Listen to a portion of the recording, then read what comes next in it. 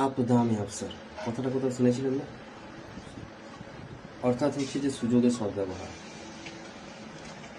সুযোগের সদ্ব্যবহার কাকে বলে জানেন? দেখুন, এমনি দিনে তো গ্যাস চুরি হয়, এখন তো আবার লাইসেন্স বললেই চলে। দেশে যখন গ্যাসের আকাল, এ ভাইরা আমার নিজের কাজে ব্যস্ত হয়ে গেছে।